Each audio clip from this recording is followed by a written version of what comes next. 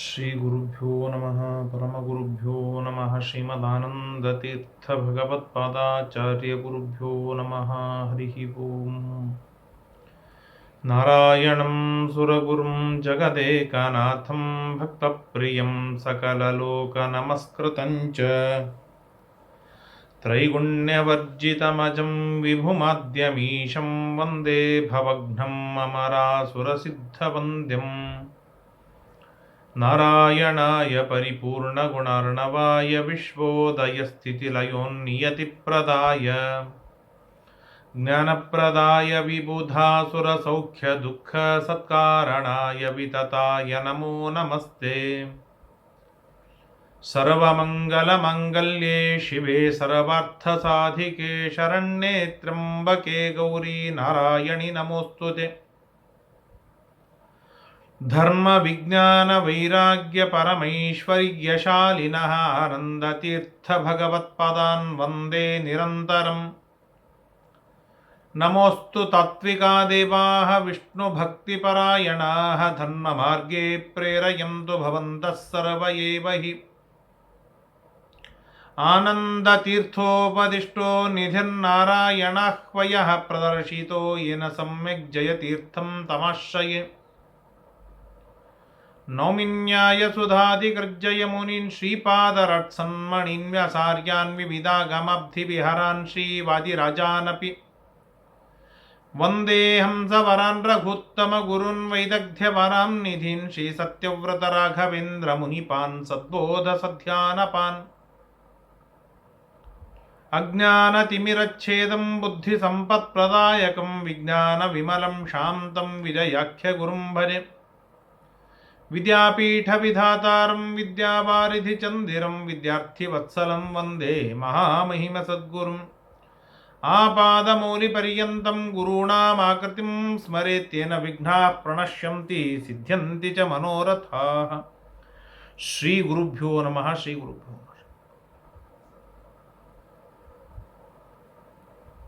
ಶ್ರೀ ಗುರುಭ್ಯೋ ನಮೋ ನಮಃ ಹರಿ ಓಂ. ಸನತ್ ಸುಜಾತರು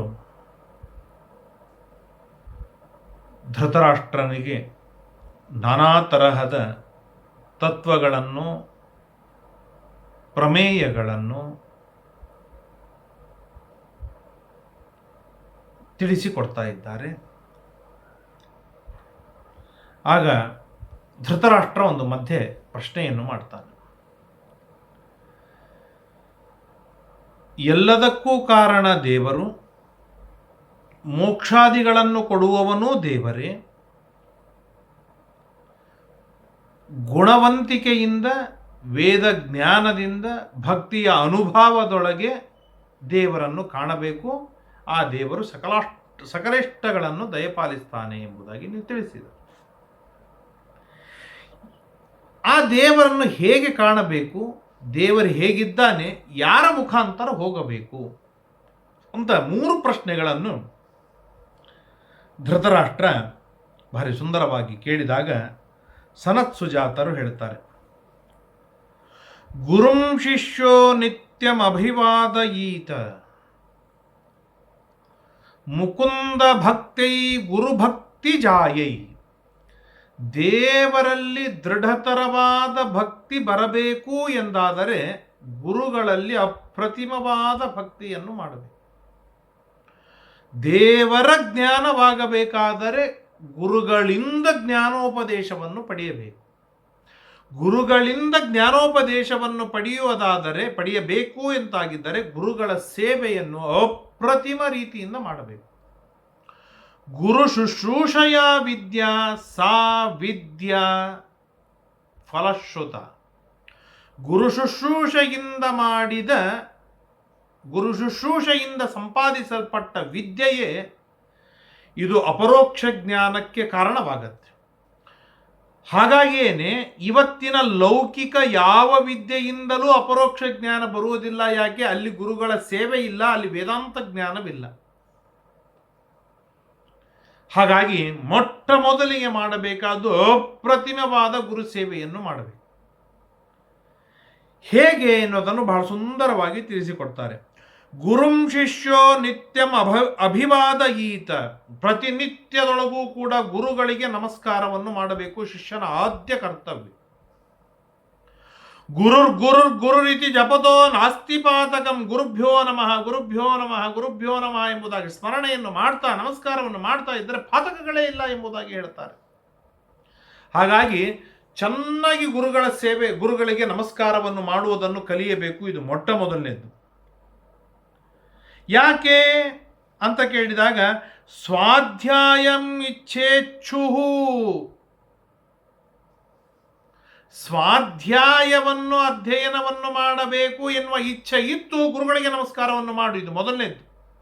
ಎರಡನೇದ್ದು, ಮಡೆ ಮೈಲಿಗೆ ಶುಚಿಯಾಗಿ ಇರು. ಮಾನಸಿಕವಾಗಿ ಜಿಹ್ವಾ ಚಾಪಲ್ಯದಿಂದಾಗಲಿ, ಕಣ್ಣೋಟದಿಂದಾಗಲಿ, ಕಿವಿಯಿಂದ ಕೇಳುವ ಯಾವುದರಲ್ಲಿಯೂ ಕೂಡ ಅಶುಚಿ ಬೆರೆಯಬಾರದು. ಅಷ್ಟರ ಮಟ್ಟದೊಳಗೆ ಶುಚಿಯನ್ನು ಕಾಪಾಡಿಕೊಳ್ಳಬೇಕು. ಇದು ಎರಡನೆಯದ್ದು. ಅಪ್ರಮತ್ತ, ಮೂರನೆಯದ್ದು, ತಪ್ಪುಗಳನ್ನು ಮಾಡಬಾರದು. ಗುರುಗಳ ಬಳಿ ಇರುವಾಗ ತಪ್ಪುಗಳನ್ನು ಮಾಡಬಾರದು. ಅಪ್ರಮತ್ತ. ಮಾನಂನ ಕುರ್ಯಾತ್, ನಾನ್ ಭಾರಿ, ನನ್ ಪ್ರಚಂಡ ಬುದ್ಧಿವಂತ, ನನ್ ಬಟ್ ಯಾವ ರೀತಿಯಿಂದ ಅಹಂಕಾರವನ್ನು ಗುರುಗಳ ಎದುರಿಗೆ ಮಾಡಬಾರದು. ಮಾನಂನ ಕುರ್ಯಾತ್. ಅಧೀತ ರೋಷಾಂ, ಸಂಪೂರ್ಣವಾಗಿರ್ತಕ್ಕಂಥ ಸಿಟ್ಟನ್ನು ಮೆಟ್ಟಿ ನಿಂತವನಾಗಿರಬೇಕು. ಏಷ ಪ್ರಥಮೋ ಬ್ರಹ್ಮಚರ್ಯಸ್ಯ ಪಾದ. ಈ ರೀತಿಯಾಗಿ ಬ್ರಹ್ಮಚರ್ಯವನ್ನು ಯಾರು ಪಾಲನೆಯನ್ನು ಮಾಡ್ತಾರೆ ಅವರಿಗೆ ಗುರುಗಳು ವಿದ್ಯೆಯನ್ನು ಧಾರೆ ಎರೆದು ಕೊಡ್ತಾರೆ. ಇದು ಮೊದಲನೇ ಪಾದ. ಎರಡನೇದು, ಶಿಷ್ಯ ವೃತ್ತಿಕ್ರಮೇಣೈವ ವಿದ್ಯಾಮಾಪ್ನೋತಿ ಯಶುಚಿ ಬ್ರಹ್ಮಚರ್ಯವ್ರತಸ್ಯಾಸ್ಯ ಪ್ರಥಮಃ ಪಾದ ಉಚ್ಯತೆ. ಗುರುಗಳಿಗಿಂತಲೂ ರುಚಿ ಕಡಿಮೆಯಾದ ಅಡಿಗೆಯ ಊಟ, ಗುರುಗಳು ಉಡುವ ಬಟ್ಟೆಗಿಂತಲೂ ಕಡಿಮೆ ಬೆಲೆ ಬಾಳುವ ಬಟ್ಟೆ, ಗುರುಗಳು ಪಡುವ ವೈಭವಕ್ಕಿಂತಲೂ ಕಡಿಮೆಯ ವೈಭವ. ಈ ರೀತಿಯಾಗಿ ಶಿಷ್ಯವೃತ್ತಿಯನ್ನು ಸಾಕಷ್ಟು ಮಾತುಗಳಲ್ಲಿ ಹೇಳಿದ್ದಾರೆ. ಆ ತರಹದ ಶಿಷ್ಯವೃತ್ತಿಯನ್ನು ಗುರುಗಳು ಬಂದಾಗ ಎದ್ದು ನಿಲ್ಲುವುದು, ಗುರುಗಳ ಆಜ್ಞೆಯನ್ನು ಪರಿಪಾಲನೆಯನ್ನು ಮಾಡೋದು, ಗುರುಗಳ ಮನಸ್ಸಿನಲ್ಲಿ ಏನಿದೆ ಅದನ್ನು ತಿಳಿದುಕೊಂಡು ನಡೆದುಕೊಳ್ಳೋದು, ಹೀಗೆ ನಾನಾ ತರಹದಿಂದ ಶಿಷ್ಯವೃತ್ತಿಯನ್ನು ಹೇಳಿದ್ದಾರೆ. ಆ ಶಿಷ್ಯವೃತ್ತಿ ಕ್ರಮದಿಂದಲೇನೆ ಅದ್ಭುತವಾದ ಶುದ್ಧವಾದ ವಿದ್ಯೆಯನ್ನು ಪಡೆಯಲಿಕ್ಕೆ ಸಾಧ್ಯವಿದೆ. ಆಚಾರ್ಯಸ್ಯ ಪ್ರಿಯಂ ಕುರ್ಯ ಪ್ರಾಣೈರಪಿ ಧನೈರಪಿ. ನನ್ನ ಇಂದ್ರಿಯಗಳಿಗಿಂತಲೂ ನನ್ನ ಧನಕನಕಾದಿಗಳಿಗಿಂತಲೂ ಹೆಚ್ಚು ಪ್ರೀತಿಯನ್ನು ಗುರುಗಳಿಗೆ ಉಂಟು ಮಾಡಿಸಬೇಕು. ಹೆಚ್ಚು ಪ್ರೀತಿಯನ್ನು ಗುರುಗಳಲ್ಲಿ ಮಾಡಬೇಕು, ಹೆಚ್ಚು ಪ್ರೀತಿ ಗುರುಗಳಿಗೆ ಆಗುವಂತೆ ನೋಡಿಕೊಳ್ಳಬೇಕು. ಎರಡು ಕೆಲಸ, ಎರಡು ಜವಾಬ್ದಾರಿ. ನಾವು ಮಾಡುವ ಎಲ್ಲ ಕಾರ್ಯಗಳಿಂದ ಗುರುಗಳಿಗೆ ಅತಿ ಹೆಚ್ಚಿನ ಪ್ರೀತಿಯಾಗಬೇಕು. ನಾವು ಪ್ರೀತಿಸುವ ಎಲ್ಲ ವಸ್ತುಗಳಿಗಿಂತಲೂ ಅತಿ ಹೆಚ್ಚಿನ ಮಟ್ಟದೊಳಗೆ ಗುರುಗಳನ್ನು ಪ್ರೀತಿಸಬೇಕು. ಹೀಗೆ ಇದು ಬ್ರಹ್ಮಚರ್ಯದ ಗುರುವೃತ್ತಿಯ ಶಿಷ್ಯನ ಎರಡನೆಯ ಪಾದ. ಸಮಗುರು ಯಥಾವೃತ್ತಿ ಗುರುಪತ್ನ್ಯಾಂ ತಥಾಚರೇತ್. ಗುರುಗಳಲ್ಲಿ ಸೇವೆ ಮಾಡಿದಂತೆ ಅಡಿಗೆ ಮಾಡಿ ಹೊಟ್ಟೆ ತುಂಬ ಊಟಕ್ಕೆ ಹಾಕಿ ತಾಯಿಯ ಪ್ರೀತಿಯನ್ನು ಮಮತೆಯನ್ನು ಧಾರೆ ಎರೆದು ಕೊಟ್ಟ ಗುರುಪತ್ನಿಯಲ್ಲಾಗಲಿ ಗುರುಪುತ್ರನಲ್ಲಾಗಲಿ ವಿಶೇಷವಾದ ಆದರ ಭಕ್ತಿ ಗೌರವಗಳಿಂದ ಯಾರು ಗುರುವೃತ್ತಿ ಗುರು ಶುಶ್ರೂಷೆಯನ್ನು ಯಾರು ಮಾಡ್ತಾರೆ ಅವರಿಗೆ ಅದ್ಭುತವಾದ ವಿದ್ಯೆಯನ್ನು ಗುರುಗಳು ಧಾರೆ ಎರೆದು ಕೊಡ್ತಾರೆ, ವೈಭವದಿಂದ ಉಪದೇಶವನ್ನು ಮಾಡ್ತಾರೆ. ಆ ಗುರುಗಳ ಉಪದೇಶದಿಂದ, ಆ ಗುರುಗಳು ಎಂಥ ಉಪದೇಶವನ್ನು ಮಾಡ್ತಾರೆ ಅಂತಂದರೆ ಭಾರಿ ಸುಂದರವಾಗಿ ನಮಗೆ ತತ್ವಪ್ರಕಾಶಿಕದಲ್ಲಿ ತಿಳಿಸಿಕೊಡ್ತಾರೆ. ಇವತ್ತು ಏನಾಗತ್ತೆ,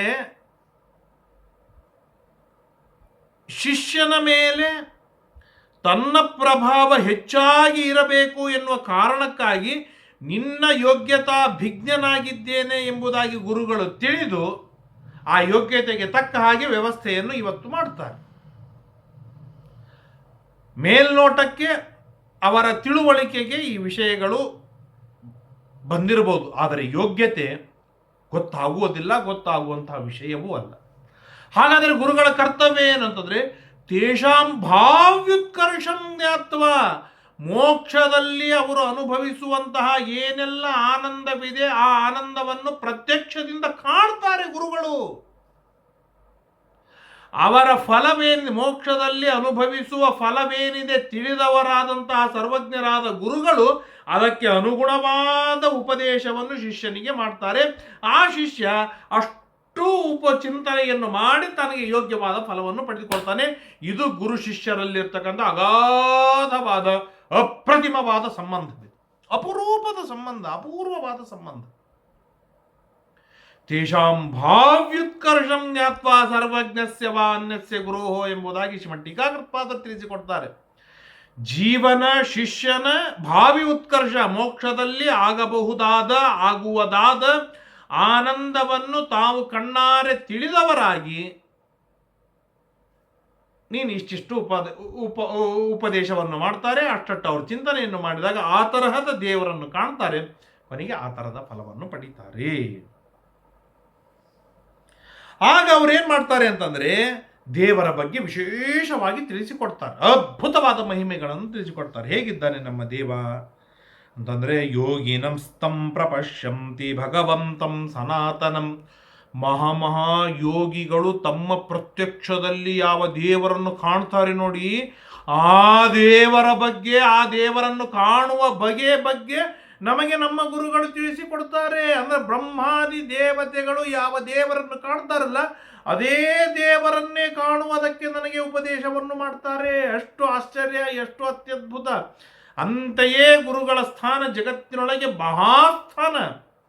ಪಿತಾ ಮಾತಾ ತಥಾ ಭ್ರಾತ ಸರ್ವೇ ಸಂಸಾರ ಹೇತವ ಗುರುರೇಕ ಸದಾ ಸೇವ್ಯ ಸಂಸಾರೋದ್ಧರಣಕ್ಷಮ. ತಂದೆ ತಾಯಿ ಅಣ್ಣ ತಮ್ಮ ಅಕ್ಕ ತಂಗಿ ಗಂಡ ಎಲ್ಲರೂ ಕೂಡ ಸಂಸಾರದಲ್ಲಿ ಹಾಕುವವರು, ಮುಳುಗಿಸುವವರು. ಗುರುಗಳು ಮಾತ್ರ ಸಂಸಾರದಿಂದ ಉದ್ಧಾರಗೊಳ್ಳುವಂತಹ ಅದ್ಭುತವಾದ ಮಾರ್ಗವನ್ನು ತೋರಿಸ್ತಾರೆ. ಭಗವಂತನ ತತ್ವಜ್ಞಾನವನ್ನು, ಅತ್ಯದ್ಭುತವಾದ ತತ್ವಜ್ಞಾನವನ್ನು ಉಪದೇಶವನ್ನು ಮಾಡ್ತಾರೆ ಗುರುಗಳು. ಎಂಥ ಭಗವಂತನನ್ನು ಉಪದೇಶ ಮಾಡ್ತಾರೆ ಅಂದ್ರೆ ಅವರ ಗುರುಗಳು ಕೊನೆಗೆ ಅಲ್ಟಿಮೇಟ್ ಆಗಿ ಬ್ರಹ್ಮದೇವರು. ಆ ಬ್ರಹ್ಮದೇವರು ನಿರಂತರವಾಗಿ ಭಕ್ತತಿಶಯೇನ ಕಾಣ್ತಾರಲ್ಲ ಅದೇ ದೇವರನ್ನು ನಮಗೆ ಉಪದೇಶವನ್ನು ಮಾಡ್ತಾರೆ. ಆ ದೇವರ ಗುಣಗಳ ತಿಳುವಳಿಕೆಯಲ್ಲಿ ತಾರತಮ್ಯವಿರಬಹುದು.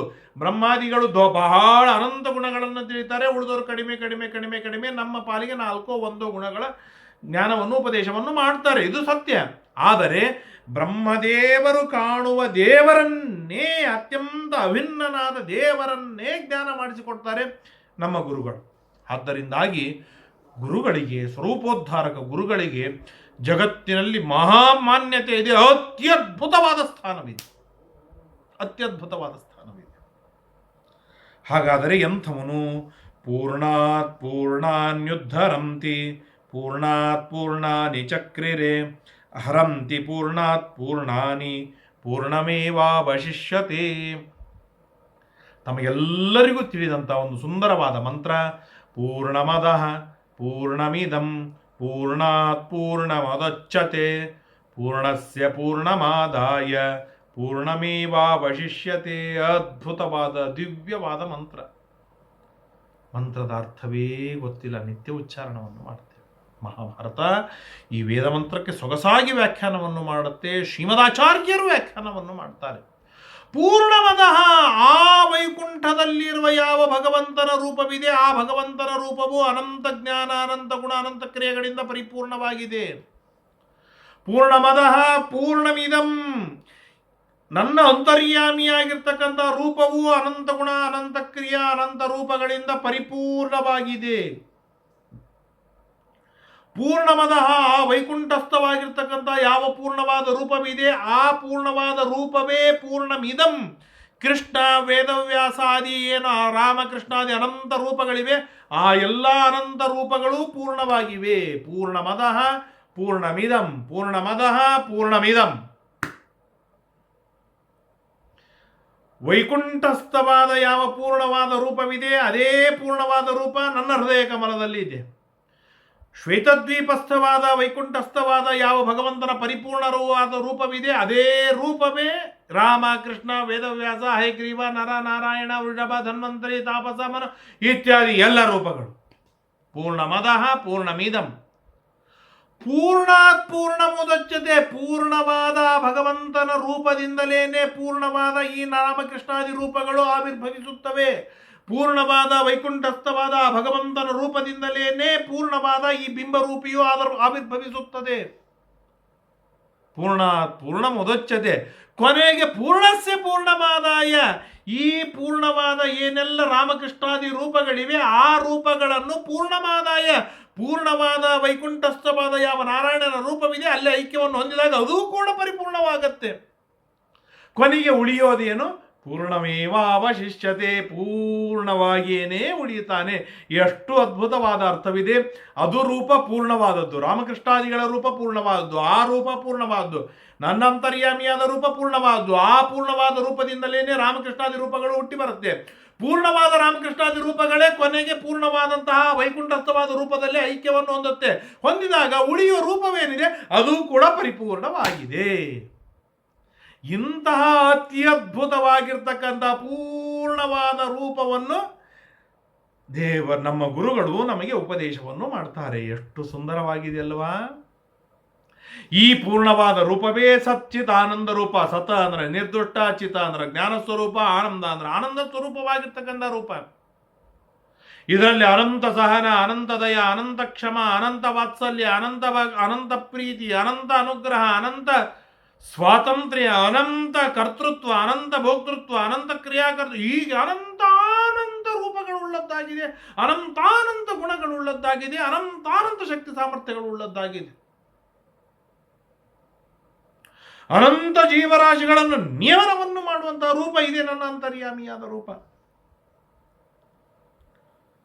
ಈ ರೂಪವನ್ನು ಯಾರು ಕಾಣ್ತಾರೆ ಅಂದರೆ ಯೋಗಿನಸ್ತಂ ಪ್ರಪಶ್ಯಂತಿ. ವಿಜಯದಾಸರಿಂದ ಪ್ರಭುಗಳಂತಹ ವಿಜಯ ಪ್ರಭುಗಳಿಂದ ಆರಂಭಿಸಿ ಬ್ರಹ್ಮದೇವರವರೆಗೆ ಇರುವಂತಹ ಏನೆಲ್ಲ ಮಹಾ ಯೋಗಿಗಳಿದ್ದಾರೆ, ಯೋಗಿ ವರೇಣ್ಯರಿದ್ದಾರೆ, ಆ ಯೋಗಿ ವರೇಣ್ಯರೆಲ್ಲ ಈ ಭಗವಂತನ ರೂಪದ ದರ್ಶನವನ್ನು ಮಾಡಿಕೊಡುತ್ತಾರೆ.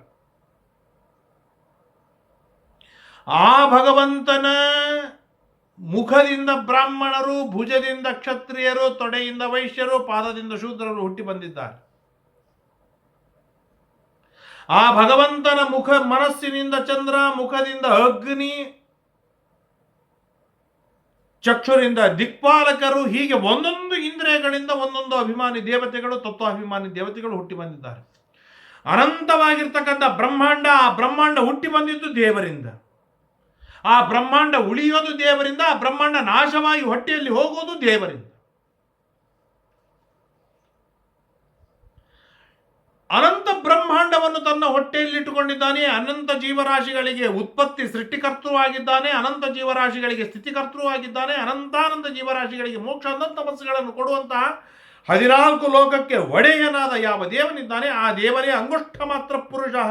ಕರ್ಣಿಕಾಗ್ರ ಸ್ಥಿತೋ ಹರೋ. ಅಂಗುಷ್ಠಾಗ್ರದಷ್ಟು ದೇವರು ಇದ್ದಾನೆ. ಅಂಗುಷ್ಠ ಮಾತ್ರ ಪುರುಷ. ಕರ್ಣಿಕಾಗ್ರ ನನ್ನ ಹೃದಯದಲ್ಲಿ ಕಮಲ, ಆ ಕಮಲದ ಅಗ್ರಭಾಗದಲ್ಲಿ ನಿಂತುಕೊಂಡಿದ್ದಾನೆ. ಅವನಿಗೆ ಅಗ್ರೇಶ ಎಂಬುದಾಗಿ ಕರೀತಾರೆ. ಅಂತರಾತ್ಮ, ಅವನೇ ಅಂತರ್ಯಾಮಿಯಾಗಿ ಇದ್ದಾನೆ. ಮೂಲೇಶ, ಆ ಹೃದಯದಲ್ಲಿರುವ ಕಮಲ, ಆ ಕಮಲದ ಮೂಲ ಭಾಗದಲ್ಲಿ ಇದ್ದಾನೆ. ಅವನಲ್ಲಿಯೇನೇ ಜೀವ ತಾನು ಸುಷುಪ್ತಿಯೊಳಗೆ ಪ್ರವೇಶವನ್ನು ಮಾಡ್ತಾನೆ. ಎಚ್ಚರವಾದಾಗ ಅವನಿಂದಲೇನೇ ಹೊರಗೆ ಬರ್ತಾನೆ. ಅಂತಹ ಭಗವಂತ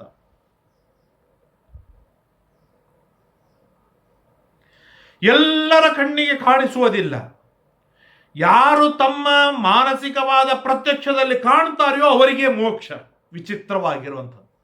ಆ ಭಗವಂತ ಯಾರ ಕಣ್ಣಿಗೂ ಕಾಣಿಸುವುದಿಲ್ಲ. ಆದರೆ ಯಾರು ತಮ್ಮ ಮಾನಸ ಪ್ರತ್ಯಕ್ಷದೊಳಗೆ ಯಾರು ಕಾಣ್ತಾರೆ ಅವರೇ ಮೋಕ್ಷವನ್ನು ಪಡೀತಾರೆ. ದೇವರನ್ನು ಮನಸ್ಸಿನೊಳಗೆ ಕಾಣುವುದು ಅಂತಂದ್ರೆ ಸುಲಭವಾದದ್ದು ಅಲ್ಲ. ಇವತ್ತೆಲ್ಲ ಕಂಡವರೆಲ್ಲ ಹೇಳ್ತಾರೆ ನನಗೆ ದೇವರ ದರ್ಶನವಾಗಿದೆ, ನನಗೆ ದೇವರ ದರ್ಶನವಾಗಿದೆ, ಹಾಗಾಗಿ ನಾನು ಅಪರೋಕ್ಷ ಜ್ಞಾನಿ, ನಾನು ಅಪರೋಕ್ಷ ಜ್ಞಾನಿ ಅಂತ ತುಂಬ ಜನ ಹೇಳುವುದುಂಟು. ಅಷ್ಟು ಸುಲಭದೊಳಗೆ ಅಪರೋಕ್ಷ ಜ್ಞಾನವಾಗುವುದಿಲ್ಲ. ಅನಂತ ಜನ್ಮಗಳ ಸಾಧನೆ ಬೇಕು. ಅನಂತ ಜನ್ಮಗಳ ತಪಸ್ಸು ಬೇಕು, ಅನಂತ ಜನ್ಮಗಳ ಜ್ಞಾನ ಬೇಕು, ಅನಂತ ಜನ್ಮಗಳ ಪರಿಪಕ್ವವಾದ ಭಕ್ತಿ ಬೇಕು. ಅನಂತ ಜನ್ಮಗಳಲ್ಲಿ ಇಂತಹ ಶ್ರೇಷ್ಠತಮರಾಗಿರ್ತಕ್ಕಂಥ ಗುರುಗಳ ಸೇವೆ ಆಗಬೇಕು. ಆಗ ಆ ಗುರುಗಳು ಉಪದೇಶ ಮಾಡಿದ ತತ್ವ, ಆ ತತ್ವವನ್ನು ಚಿಂತನೆಯನ್ನು ಮಾಡಿ ಮಾಡಿ ಮಾಡಿ ಮಾಡಿ ಮಾಡಿದಾಗ ಒಂದೇ ಒಂದು ಕ್ಷಣದೊಳಗೆ ಪ್ರತ್ಯಕ್ಷನಾಗಿ ಹೋಗುವಂಥ ಅದ್ಭುತವಾದ ಭಗವಂತನ ರೂಪ. ಆ ಭಗವಂತನ ರೂಪದ ನಿತ್ಯದ ದರ್ಶನಕ್ಕಾಗಿಯೇನೆ ನಾವು ಪ್ರತಿಮೆಯೊಳಗೆ, ಸೂರ್ಯನೊಳಗೆ, ಅಗ್ನಿಯೊಳಗೆ ಆವಾಹನೆಯನ್ನು ಮಾಡಿ, ಚಿಂತನೆಯನ್ನು ಮಾಡಿ, ನಿತ್ಯದೊಳಗೂ ಷೋಡಶೋಪಚಾರ ಪೂಜೆಯನ್ನು ಮಾಡುವಂಥದ್ದು. ಅದಕ್ಕಾಗಿ ಹೇಳುವುದುಂಟು, ಕ್ಷೇತ್ರಗಳಲ್ಲಿ ಇರುವ ದೇವ ಇಡೀ ಜಗತ್ತನ್ನು ಕಾಪಾಡುವಂತಹ ದೇವ, ದೇವಸ್ಥಾನದಲ್ಲಿರುವ ದೇವ ಊರನ್ನು ಕಾಪಾಡುವ ದೇವ, ನನ್ನ ಮನೆಯೊಳಗೆ ಇರುವ ದೇವ ನನ್ನ ಮನೆಯನ್ನು ಕಾಪಾಡುವ ದೇವ, ನನ್ನನ್ನು ಕಾಪಾಡುವ ದೇವ, ನನ್ನನ್ನು ಉದ್ಧಾರ ಮಾಡುವ ದೇವ ಅಂತಂದ್ರೆ ನನ್ನ ಅಂತರ್ಯಾಮಿಯೇ. ಆ ಮತ್ತಿನ್ಯಾರಾಗ್ಲಿಕ್ಕೆ ಸಾಧ್ಯವಿಲ್ಲ. ಎಷ್ಟು ಭಗವದ್ರೂಪಗಳನ್ನು ನಾವು ಕಣ್ಣಾರೆ ಕಂಡರೂ ಕೂಡ, ಎಷ್ಟು ಭಗವದ್ರೂಪಗಳನ್ನು, ಅದ್ಭುತವಾದ ಚಿಂತನೆ ಉಪಾಸನೆಗಳನ್ನು ಮಾಡಿದವರಾಗಿದ್ದರೂ ಕೂಡ ಮೋಕ್ಷವಾಗಬೇಕು, ಅಪರೋಕ್ಷ ಜ್ಞಾನವಾಗಬೇಕು ಅಂತಂದ್ರೆ ಕಿಂಚಿತ್ ಉಪಾಸ್ಯೈವ, ನನ್ನ ಅಂತರ್ಯಾಮಿಯಾದ ಭಗವಂತನ ಉಪಾಸನೆಯನ್ನು ಮಾಡೋದು. ಅವನು ಆತ್ಮನಾಗಿದ್ದಾನೆ, ಜಗತ್ತನ್ನು ರಕ್ಷಣೆಯನ್ನು ಮಾಡ್ತಾನೆ, ಜಗತ್ತಿಗೆ ಸ್ವಾಮಿಯಾಗಿದ್ದಾನೆ, ಅನಂತ ಗುಣ ಪರಿಪೂರ್ಣನಾಗಿದ್ದಾನೆ, ಅನಂತ ದೇಶಕಾಲ ವ್ಯಾಪ್ತನಾಗಿದ್ದಾನೆ. ಆದ್ದರಿಂದಾಗ ಆ ದೇವರನ್ನು ಕರೆಯುವಾಗ, ಸಂಬೋಧಿಸುವಾಗ ಏನಂತ ಹೇಳುತ್ತೆ ಶಾಸ್ತ್ರ? ಆತ್ಮನಾಗಿದ್ದಾನೆ. ಮಮ ಸ್ವಾಮೀ ಹರಿರ್ನಿತ್ಯಂ ಸರ್ವಸ್ಯ ಪತಿರೇವಚ, ಜಗದೊಡೆಯನಾದ ಈ ದೇವನೇ ನನ್ನ ಸ್ವಾಮಿ, ನನ್ನ ಸ್ವಾಮಿಯಾದ ದೇವನ ದಾಸ ನಾನು ಎಂಬುದಾಗಿಯೇನೆ ನಿತ್ಯದೊಳಗೂ ಚಿಂತನೆಯನ್ನು ಮಾಡುವಂತಹದ್ದು. ಆದಿ ಬರಲಿ, ವ್ಯಾಧಿ ಬರಲಿ, ಮಾನಸಿಕ ರೋಗ ಬರಲಿ, ದೈಹಿಕ ರೋಗ ಬರಲಿ, ಬಡತನ ಬರಲಿ, ದಾರಿದ್ರ್ಯ ಬರಲಿ, ದುಃಖ ಬರಲಿ, ಆಪತ್ತು ಬರಲಿ, ವಿಪತ್ತು ಬರಲಿ, ಎಂಥ ಪ್ರಸಂಗ ಬಂದಾಗಲೂ ಕೂಡ ಈ ಆತ್ಮತ್ವದ ಚಿಂತನೆಯನ್ನು ಬಿಡುವ ಹಾಗಿಲ್ಲ, ಈ ಆತ್ಮತ್ವದ ಉಪಾಸನೆಯನ್ನು ಬಿಡುವ ಹಾಗಿಲ್ಲ. ಮುಕ್ತಿಯೋಗ್ಯರಾದ ತೃಣಜೀವನಿಂದ ಆರಂಭಿಸಿಕೊಂಡು ಬ್ರಹ್ಮದೇವರವರೆಗೆ ಸಾಮಾನ್ಯವಾಗಿ ಎಲ್ಲರೂ ಚಿಂತನೆಯನ್ನು ಮಾಡುವಂತಹ ಅತ್ಯದ್ಭುತವಾಗಿರ್ತಕ್ಕಂಥ ಗುಣ ಅಂತಂದ್ರೆ ಅದು ಆತ್ಮತ್ವದ ಗುಣ. ಬಹಳ ಹೇಳ್ತಾರೆ. ಇಂತಹ ಆತ್ಮ ಸ್ವಾಮಿಯಾಗಿದ್ದಾನೆ, ಸತ ನಿರ್ದುಷ್ಟನಾಗಿದ್ದಾನೆ. ಏನ್ ನಿರ್ದುಷ್ಟ ಅಂದ್ರೆ ದೋಷಗಳು ಇಲ್ಲದೇ ಇರುವವನು ಅಂದ್ರೆ ಏನರ್ಥ? ಆಶ್ಚರ್ಯವಾಗತ್ತೆ, ತಿಳಿದುಕೊಳ್ಳಬೇಕು. ಇದನ್ನು ದೇವರಿಗೆ ನಮಸ್ಕಾರ ಮಾಡುವಾಗ, ಚಿಂತನೆಯನ್ನು ಮಾಡುವಾಗ ಮೆಲುಕು ಹಾಕಬೇಕು. ಎಂಥ ಅದ್ಭುತವಾದದ್ದು ಅಂತಂದ್ರೆ, ನನ್ನಲ್ಲಿ ಇರುವ ಯಾವ ದೋಷಗಳು ನಿಮ್ಮಲ್ಲಿಲ್ಲ, ನಿಮ್ಮಲ್ಲಿರುವ ದೋಷಗಳು ಯಾವುದು ಇನ್ನೊಬ್ಬರಲ್ಲಿಲ್ಲ, ಇನ್ನೊಬ್ಬರಲ್ಲಿರುವ ದೋಷಗಳು ಯಾವುದು ಇನ್ನೊಬ್ಬರಲ್ಲಿಲ್ಲ, ಮತ್ತೊಬ್ಬರಲ್ಲಿಲ್ಲ. ಹಾಗಾದರೆ ನನ್ನ ದೋಷಗಳು ಈ 3 ಜನರಲ್ಲಿ ಇಲ್ಲ ಅಂದ ಮಾತ್ರಕ್ಕೆ ಅವ್ರು ನಿರ್ದುಷ್ಟರು ಅಂತ ಹೇಳಲಿಕ್ಕೆ ಸಾಧ್ಯವಾ? ಹಾಗಿದ್ದರೆ ನಮ್ಮ ಜೀವರಾಶಿಗಳಲ್ಲಿರುವ ಯಾವ ದೋಷಗಳು ದೇವರಲ್ಲಿಲ್ಲ, ಆದ್ರಿಂದಾಗಿ ದೇವರು ನಿರ್ದುಷ್ಟ ಅಂತ ಹೇಳಬಹುದಾ? ಅಲ್ಲ, ಹಾಗೆ ಹೇಳಲಿಕ್ಕೆ ಬರುವುದಿಲ್ಲ. ಹಾಗಾದರೆ ನನ್ನಲ್ಲಿ ಇರುವ ದೋಷಗಳು ದೇವರಲ್ಲಿಲ್ಲ, ನಿಮ್ಮಲ್ಲಿರುವ ದೋಷಗಳು ದೇವರಲ್ಲಿಲ್ಲ, ಮತ್ತೊಬ್ಬರಲ್ಲಿರುವ ದೋಷಗಳು ದೇವರಲ್ಲಿಲ್ಲ, ಇನ್ನೊಬ್ಬರಲ್ಲಿರುವ ದೋಷಗಳು ದೇವರಲ್ಲಿಲ್ಲ. ಹಾಗೆ ಅನಂತ ಜೀವರಾಶಿಗಳಲ್ಲಿರುವ ಯಾವ ದೋಷಗಳು ದೇವರಲ್ಲಿಲ್ಲ, ಆದ್ರಿಂದಾಗಿ ಅವನು ನಿರ್ದುಷ್ಟ. ಆತ್ಮ ಅನಂತ ಜೀವರಾಶಿಗಳಿಗೆ ಒಡೆಯ, ಸತ ನಿರ್ದುಷ್ಟ ಅಂದ್ರೆ ಅನಂತ ಜೀವರಾಶಿಗಳಲ್ಲಿರುವ ಅನಂತ ದೋಷಗಳು ದೇವರಲ್ಲಿಲ್ಲ, ಆದ್ದರಿಂದಾಗಿ ಅವನು ಸತ ನಿರ್ದುಷ್ಟ. ಅನಂತವಾದ ವೇದ, ಋಗ್ವೇದ, ಯಜುರ್ವೇದ, ಸಾಮವೇದ, ಅಥರ್ವವೇದ, ಪಂಚರಾತ್ರ, ಮಹಾಭಾರತ, ರಾಮಾಯಣ ಇತ್ಯಾದಿ ಅನಂತವಾದ ಜ್ಞಾನವೇನಿದೆ, ಆ ಜ್ಞಾನವೇ ಶರೀರವಾಗಿ ಉಳ್ಳ, ಜ್ಞಾನವೇ ಮೂರ್ತಿಮತ್ತಾದ, ಜ್ಞಾನದಿಂದ ಅತ್ಯಂತ ಅಭಿನ್ನನಾಗಿರ್ತಕ್ಕಂಥ ಭಗವದ್ ರೂಪ. ಆ ಭಗವಂತನನ್ನು ಚಿತ ಜ್ಞಾನಸ್ವರೂಪನಾಗಿದ್ದಾನೆ ಎಂಬುದಾಗಿ ತಿಳಿಯುವುದು. ನಾನು ಅನುಭವಿಸುವ ಆನಂದ ಅವನು ಅನುಭವಿಸುವುದಿಲ್ಲ, ಅವನು ಅನುಭವಿಸುವ ಆನಂದ ಮತ್ತೊಬ್ಬರು ಅನುಭವಿಸುವುದಿಲ್ಲ. ಹಾಗೆ ದೇವರು ತಾನೇನೋ ಅದ್ಭುತ ರೀತಿಯಿಂದ ಆನಂದವನ್ನು ಅನುಭವಿಸ್ತಾನೆ, ಇನ್ನೊಬ್ರು ಯಾರೋ ಜೀವರಾಶಿಗಳು ಅನುಭವಿಸುವ ಆನಂದ ಅವನಿಗಿಲ್ಲ ಅಂತ ಹೇಳಲಿಕ್ಕೆ ಸಾಧ್ಯವಿಲ್ಲ. ಅನಂತ ಅನಂತ ಅನಂತ ಅನಂತ ಅನಂತ ಅನಂತ ಅನಂತ ಅನಂತ ಅನಂತ ಆನಂದ ಸ್ವರೂಪನಾಗಿದ್ದಾರೆ. ಆದ್ದರಿಂದಾಗಿ ದೇವರನ್ನು ಆನಂದ ಅಂತ ಕರೆಯೋದು. ಸತ ಅಚಿತ ಆನಂದ ಆತ್ಮ. ಯಾಕೆ? ನಾವು ಆ ತರಹದ ಫಲವನ್ನು ಪಡೆಯಬೇಕಾಗಿದೆ. ನಿರ್ದುಷ್ಟವಾದ ಜ್ಞಾನ ಸ್ವರೂಪರಾಗಬೇಕು, ಆನಂದ ಸ್ವರೂಪರಾಗಬೇಕು. ಆದ್ದರಿಂದಾಗಿ ಪ್ರತಿನಿತ್ಯವೂ ಕೂಡ ಸಚ್ಚಿದಾನಂದ ಆತ್ಮನೇ ನಮಃ, ಸಚ್ಚಿದಾನಂದ ಆತ್ಮನೇ ನಮಃ, ಸಚ್ಚಿದಾನಂದ ಆತ್ಮನೇ ನಮಃ, ಸಚ್ಚಿದಾನಂದ ಆತ್ಮನೇ ನಮಃ ಎಂಬುದಾಗಿ ಅಖಂಡವಾಗಿ ಚಿಂತನೆಯನ್ನು ಮಾಡುವಂಥವರಾಗಬೇಕು. ಇಂತಹ ನಾನಾ ತರಹದ ಗುಣಗಳಿಂದ ವಿಶಿಷ್ಟನಾಗಿದ್ದಾನೆ ನಿನ್ನ ಅಂತರ್ಯಾಮಿ. ಆ ಅಂತರ್ಯಾಮಿಯನ್ನು ದರ್ಶನವನ್ನು ಮಾಡಿಕೋ ಎಂಬುದಾಗಿ ಹೇಳ್ತಾರೆ. ಅಂಗುಷ್ಠ ಮಾತ್ರ ಪುರುಷ ಮಹಾತ್ಮ ನ ದೃಶ್ಯತೆ ಅಸೋ ಹೃದಯ ಸನ್ನಿವಿಷ್ಟ. ನಮ್ಮ ಹೃದಯದೊಳಗೆ ಬಂದು ಕುಳಿತುಕೊಂಡಿದ್ದಾನೆ, ಆದ್ರಿಂದ ನಮ್ಮ ಕಣ್ಣಿಗೆ ಕಾಣಿಸೋದಿಲ್ಲ. ಯಾಕೆ ನಮ್ಮ ಹೃದಯಕ್ಕೆ ಬಂದ? ನಮ್ಮ ಕಣ್ಣಿಗೆ ಕಾಣಿಸಬೇಕಾಗಿದೆ, ನಮಗೆ ದರ್ಶನವನ್ನು ಕೊಡಬೇಕಾಗಿದೆ, ನಮಗೆ ಉದ್ಧಾರ ಮಾಡಬೇಕಾಗಿದೆ, ನಮಗೆ ಮೋಕ್ಷವನ್ನು ಕೊಡಬೇಕಾಗಿದೆ. ಅಷ್ಟೆಲ್ಲ ಕಾರ್ಯಕ್ರಮಗಳು ಇರುವಾಗಲೂ ಕೂಡ ಎದುರಿಗೆ ಇದ್ದು ದರ್ಶನ ಕೊಟ್ಟರಾಗ್ತಿತ್ತಲ್ಲ, ನಮ್ಮ ಹೃದಯದೊಳಗೆ ಯಾಕೆ ಬಂದು ಕುಳಿತುಕೊಂಡ ಅಂತ ವಿಚಾರವನ್ನು ಮಾಡಿದಾಗ ಜ್ಞಾನಿಗಳೆಲ್ಲ ಬಹಳಷ್ಟು ಮಾತುಗಳನ್ನು ಹೇಳ್ತಾರೆ. ಎಷ್ಟು ಅದ್ಭುತವಾಗಿ ಹೇಳ್ತಾರೆ ಅಂತಂದರೆ, ದೇವರಿಗೆ ಅತ್ಯಂತ ಸೇಫೆಸ್ಟ್ ಆಗಿರ್ತಕ್ಕಂಥ ಮನೆ ಅಂತಂದರೆ ಅದು ಹೃದಯದ ಮನೆ, ಹೃದಯದ ಅರಮನೆ. ಯಾಕೆ? ದೇವರು ತಿರುಪತಿಗೆ ಬಂದ, ಅಲ್ಲೂ ಬೇಡ್ಲಿಕ್ಕೆ ಬಂದರು. ವೈಕುಂಠದೊಳಗಿದ್ದ, ಅಲ್ಲೂ ಭೃಗು ಋಷಿ ಹೋಗಿ ಬೇಡ್ಲಿಕ್ಕೆ ಹೋದ, ಕಾಡ್ಲಿಕ್ಕೆ ಹೋದ. ಶ್ರೀರಂಗಕ್ಕೆ ಬಂದ, ಅಲ್ಲಿ ಬೇಡ್ತಾರೆ. ತಿರುಚಿಗೆ ಹೋದ, ಅಲ್ಲಿ ಬೇಡ್ತಾರೆ. ಕಂಚಿಗೆ ಹೋದ, ಅಲ್ಲಿಗೆ ಬೇಡ್ತಾರೆ. ಉಡುಪಿಗೆ ಹೋದ, ಅಲ್ಲೂ ಬೇಡ್ತಾರೆ. ತಿರುಪತಿಗೆ ಬಂದ, ಅಲ್ಲೂ ಬೇಡ್ತಾರೆ. ದೇವರು ಎಲ್ಲಿ ಹೋದರೂ ಕೂಡ ಅಲ್ಲಿ ಬೇಡುವವರೇ ಇದ್ದಾರೆ. ಅಲ್ಲಿ ಹೋಗಿ ದರ್ಶನಕ್ಕೆ ನುಗ್ಗಲು, ಅಲ್ಲಿ ಬೇಡುವುದು, ಅಲ್ಲಿ ಕಾಡುವುದು, ಅಲ್ಲಿ ಅನ್ನುವುದು, ಅಲ್ಲಿ ಆಡುವುದು, ಅಲ್ಲಿ ಜಗಳವಾಡುವುದು, ಎಲ್ಲ ಗದ್ದಲ. ಹಾಗಾದರೆ ಯಾರೂ ಎಲ್ಲೂ ಬರದೇ ಇರುವ ಸೇಫೆಸ್ಟ್ ಆಗಿರ್ತಕ್ಕಂತಹ ದೇವರ ಮನೆ ಯಾವುದು ಅಂತಂದ್ರೆ ಹೃದಯ. ಬೇರೆಯವರು ಯಾರೂ ಅಲ್ಲಿ ಬರುವುದಿಲ್ಲ, ತಾನೂ ಒಳಗೆ ಹೋಗುವುದಿಲ್ಲ. ಹಾಗಾಗಿ ಯಾರ ಕಿರಿಕಿರಿಯೂ ಇಲ್ಲ. ಇನ್ನು ಒಳಗೆ ಯಾರು ಹೋಗ್ತಾರೆ ನೋಡಿ, ಅವರು ಕೇವಲ ಅಪರೋಕ್ಷ ಜ್ಞಾನವನ್ನು ಮಾಡಿಕೊಳ್ಳಲೇಬೇಕು ಎಂಬ ಹಂಬಲ ಇದ್ದ ವ್ಯಕ್ತಿ ಮಾತ್ರ ಒಳಗೆ ಹೋಗಿ ದೇವರನ್ನು ಕರೆದು ಕೂಡಿಸಿ ಅವನನ್ನು ಹೊರಗೆ ಕರೆದುಕೊಂಡು ಬಂದು ಪ್ರತಿಮೆಯೊಳಗೋ ಸೂರ್ಯನಲ್ಲೋ ಅಗ್ನಿಯಲ್ಲೋ ಆವಾಹನವನ್ನು ಮಾಡಿ, ಪೂಜೆಯನ್ನು ಮಾಡಿ, ಚಿಂತನೆಯನ್ನು ಮಾಡಿ, ಧ್ಯಾನವನ್ನು ಮಾಡಿ ಆ ಧ್ಯಾನದೊಳಗೆ ಕಾಣುತ್ತಾರೆ. ಯಾರಿಗೆ ಮೋಕ್ಷ ಬೇಕಾಗಿದೆ, ಯಾರಿಗೆ ಅಪರೋಕ್ಷ ಜ್ಞಾನ ಬೇಕಾಗಿದೆ. ಯಾರಿಗೆ ಬೇಡ ನಮ್ಮಂಥವ್ರು ನಾವು ಹೃದಯದೊಳಗೆ ಹೋಗುವುದೇ ಇಲ್ಲ. ಆ ಹೃದಯದೊಳಗೆ ಎಷ್ಟರ ಮಟ್ಟಿಗೆ ಅಂತಂದರೆ ದೇವರ ಪೂಜೆಯನ್ನೇ ಮಾಡುವುದಿಲ್ಲ ಅಂತಂದರೆ ದೇವರನ್ನು ಒಳಗಿನಿಂದ ಹೊರಗೆ ತಂದು ಪ್ರತಿಮೆಯಲ್ಲಿ ಆವಾಹನವನ್ನು ಮಾಡಿ ತಾನೇ ದೇವರ ಪೂಜೆ ಮಾಡುವಂಥ.